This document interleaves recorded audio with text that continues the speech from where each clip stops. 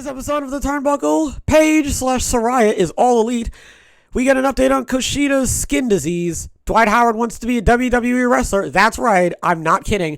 And Randy Orton has to go to court because of a lawsuit involving his tattoos. Folks, it's time to hit a goddamn page turner into some wrestling news because it's time for the Turnbuckle.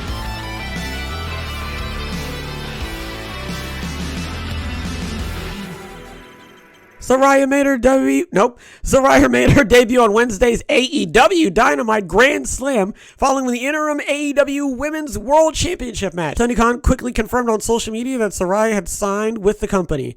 Saraya's contract with WWE expired on July 7th after the company opted not to re-sign her. She has not wrestled since December 2017, suffering a neck injury during a house show match. She had sporadic runs on WWE television, oh my goodness, in a non-wrestling capacity. Most recently serving as a contributor for WWE's short-lived backstage show on FS1. Remember that? And then CM Punk came back, and then he left. That was great. Tonight's Dynamite had Storm retain the interim title, flash pinning Baker. Baker and Deeb attacked Storm and Athena after the match. Hayter ran down to the ring, at first teasing an attack on Baker after she broke up a pinfall attempt by Hayter back at All Out. However, it was a swerve as Hayter joined in and attacked Storm and Athena until Saraya came out. First of all, the fact that they're repeating the same fucking spot that they've been doing for the last 2 goddamn weeks, fucking Jesus. And the fact that they decided to do that not even on the pay-per-view, just at the very premium event. I don't know, man. That's really stupid. That's really stupid that you did that already. Where she came out and it was like, oh, is she going to attack or is she going to? No, she's not. And then Grand Slam. Is she going to? No, she's not. Ladies and gentlemen, I'm going to be honest with you. If the women's division wasn't such a shit show, I actually would be happy for her. But I don't see Paige going anywhere. I really don't. I don't see Saraya getting any type of recognition of any kind. I see her maybe she's going on Rampage. I know, I can just feel it in my soul, in the core of my heart. She's not going on Dynamite. And if she is, great. Because to be fair, she did debut on Dynamite Grand Slam. She didn't debut on Rampage Grand Slam. So there's a chance that she might actually be on, quote-unquote, the main show. Listen, I don't know what's going to happen, but seeing as how the women's division is sort of just in this weird limbo, I don't know, man. Is it just me? I'm just going to go ahead and say that it's just me because I'm okay with that. Because this isn't the first time that I've been like, oh, this is weird. And then I go online and then I find out that it actually isn't weird. And I'm okay with that. Okay, so I was on Reddit, right? And I was looking at the comments, and a lot of them were centered around the fact of everyone was really just pulling their shirt collar because Saraya got injured, right? She got a neck injury, suffering a neck injury during a house show match. It was the match with Sasha Banks. Sasha Banks kicked her in the back of the head, and she suffered a severe neck injury, right? So a lot of people, rightfully so, are like, hey, I hope she's cleared, right? Because apparently WWE just never cleared her because they were like, hey, you got a neck injury. That's dangerous. You know what I mean? And we don't want to exacerbate that, right? Make it worse. So everyone is kind of just like, oh, AEW. Hopefully AEW is not going to, I doubt that they are. You know what I mean? I doubt AEW is sitting here and are going, all right. Jeff Hardy and how he's just jumping off of shit. He's just fucking throwing himself through things. Darby Allin's breaking his back on the apron and stuff like that. I understand where everybody's coming from in the sense of hey, that's a really serious injury to have and we don't want that to happen to you again. I completely understand. So I didn't see Grand Slam. I'm just going to go out and say it. I didn't see Grand Slam. But from what I've heard, the music that Paige used, I need to stop calling her that Saraya used when she came out, was made by her boyfriend. Great! Not great. Why not great? Because apparently, according to, don't shoot the messenger, this is just what I've heard from online, her boyfriend is apparently a metal singer, right? I don't remember it's Ronnie. Ironically, it's Ronnie Radke or something like that, right? And apparently, he's not very liked in the metal community. Why is that? Well, okay, one, apparently he murdered someone. He murdered an 18-year-old man. He murdered an 18-year-old back in, I don't remember. That's why I'm just not going to say it. All I know is he murdered an 18-year-old, right? Some time ago. And he's also been known to be very transphobic. So he's not okay. He's not the best role model to have. And that's another feather in the cap, right? That everybody's like, you know? And then it opens up the avenue of, man, Paige really knows how to fucking pick him, doesn't she? Because this isn't the first time she's had a very troubling relationship. You know, this isn't the first time where she's clung to someone who she really should not be clinging to, you know? So that's another thing that everybody's a little bit wishy-washy about. And I completely understand, you know?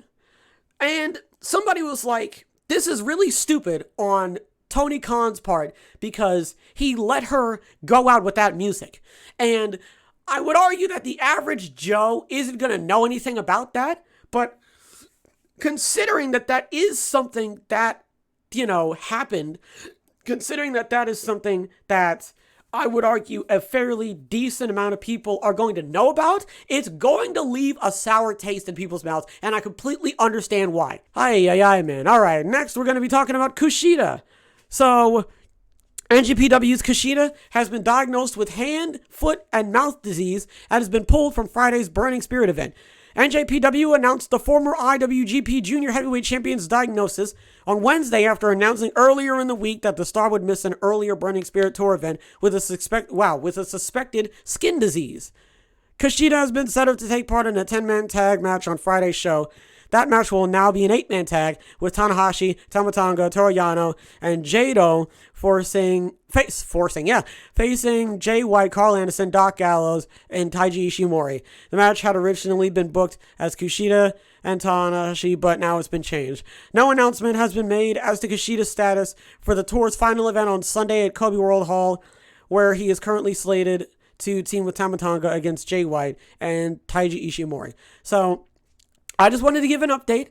So, honestly, I know how this sounds, but I'm really glad that it's like hand, foot, and mouth disease. I'm glad that it doesn't sound like it doesn't sound like it's fatal. It just sounds like an infection that he might have gotten or something. It just sounds like, you know, like an inflammation of some kind, and he just needs to take a couple of antibiotics. That's not how you say it. And drink some water and just stay in bed. So, really, he's a bit under the weather right now, and he just needs to take some time off, you know, and he just needs to, like, catch himself up, pretty much. I just wanted to give an update. Hopefully Kushita makes a speedy recovery. I always say this because you always want that to happen. Hopefully he makes a speedy recovery. It just falls off. Not his hand, foot, and mouth. No. Hopefully, you know, it just, hopefully he gets better, you know, sooner rather than later. I just wanted to give an update, you know. So here's to Kushita making a speedy recovery. Now I want to talk about Dwight Howard, and apparently how he's just one call away from joining WWE. Dwight Howard is a free agent in the NBA, and he attended the WWE tryouts in Nashville during SummerSlam weekend. Dwight appears to be preparing to enter the world of wrestling. Triple H recently stated that all Dwight Howard needs to do to come to WWE, is call. Triple H said, "I think the ball is in his court." Do you get it? Basketball, because he's a basketball player. Ball? Court? Where the fuck does he come up with this stuff, man? You need to get out of the fucking wrestling business, man. You need to fucking take that on the road, all right? It's a funny thing, Dwight, in the conversations we had was like, Dwight, in the conversations we had was like, I really want to do this. I'm serious. I really want to do this. But we hear that a lot. And there's a difference between saying I want to do this and putting the grind and doing the work to get there. Howard came by our tryouts in Nashville, was incredibly entertaining, jumping in promos by himself and with others. Incredibly entertaining, really driven to want to do this. It's just a matter for him if he's got a lot of things going on.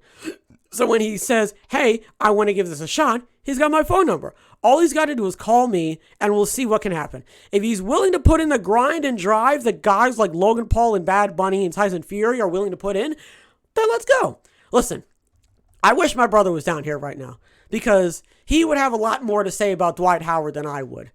But from what I can remember, he's not the hugest Dwight Howard fan. He's definitely gone on record to throw a couple expletives in Dwight Howard's direction. I don't fully remember why. I just know that Dwight Howard is a doofus. That's the best way that I can. That's the best way that I can put it. Listen, if Dwight, this is about the. No, it's not. Well, okay. No, it's not. This is not about the equivalent of Kim Kardashian wanting to be in the MCU. I think that, listen, if Dwight Howard does join the WWE and he's doing backflips and tope suicidas and whatnot, great. He sounds like he actually wants to do it. So I can't really get upset at him. I can't be like, don't do that. You know what I mean? Don't be, talking all that nonsense, right? So I'm not really going to say anything in terms of like where Dwight's head is at, in terms of like, how badly he really wants to like start doing stuff like this. So really it all boils down to just when he gets in the ring, I guess, and how long he stays. Because Triple H said it himself. He was like, look, there's a difference between saying I want to do it and actually putting forth the effort to do it, So only time will tell.